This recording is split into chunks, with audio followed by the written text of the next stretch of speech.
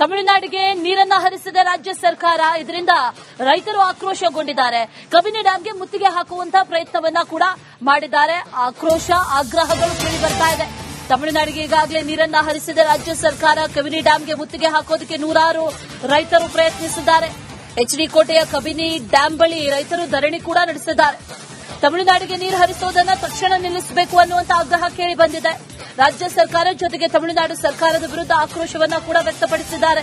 ರೈತರ ಹಿತ ಕಾಪಾಡಿ ಕುಡಿಯೋದಕ್ಕೆ ನೀರು ಕೊಡಿ ಅಂತ ಘೋಷಣೆಯನ್ನ ಕೂಗಿದ್ದಾರೆ. ಇವತ್ತು ದಿವಸ ಇವ್ರ ಮಾತು ಇಷ್ಟು, ಅವರೆಲ್ಲ ಹೋಗ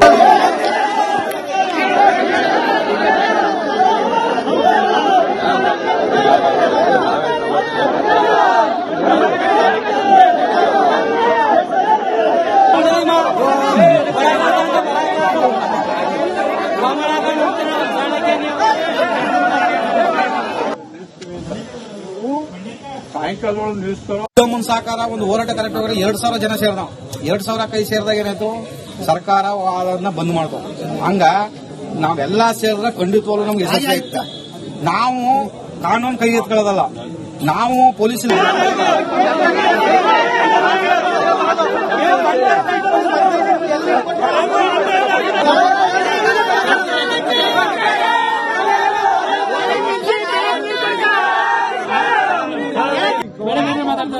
ಹೋಗಿ ಟಿಪಿ ಗಮನಕ್ಕೂ ತರ್ತೀವಿ.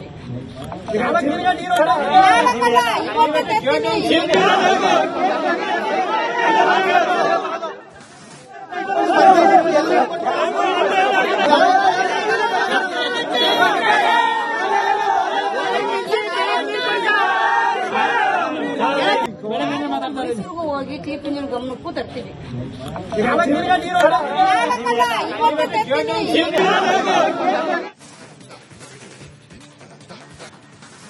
ತಮಿಳುನಾಡಿಗೆ ನೀರನ್ನ ಹರಿಸಿದ ರಾಜ್ಯ ಸರ್ಕಾರ. ಇದರಿಂದ ರೈತರು ಆಕ್ರೋಶಗೊಂಡಿದ್ದಾರೆ. ಕಬಿನಿ ಡ್ಯಾಂಗೆ ಮುತ್ತಿಗೆ ಹಾಕುವಂತಹ ಪ್ರಯತ್ನವನ್ನ ಕೂಡ ಮಾಡಿದ್ದಾರೆ.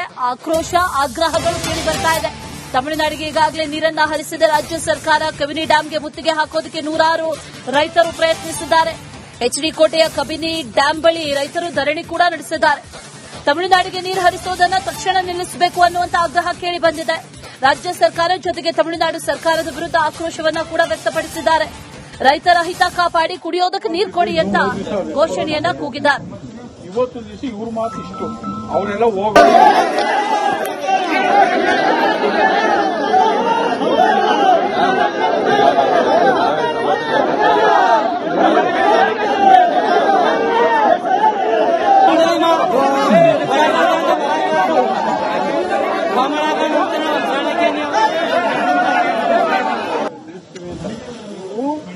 ಸಾಯಂಕಾಲ ನಿಲ್ಲಿಸ್ತಾರೋ ಸಾಕಾರ ಒಂದು ಹೋರಾಟ ಕರೆಕ್ಟ್ 2,000 ಜನ ಸೇರ್ದ.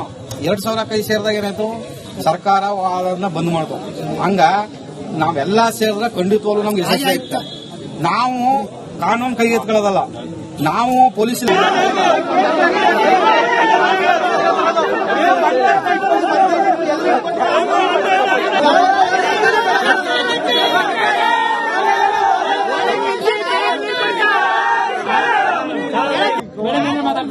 ಹೋಗಿ ಟಿಪಿ ಗಮನಕ್ಕೂ ತರ್ತೀವಿ.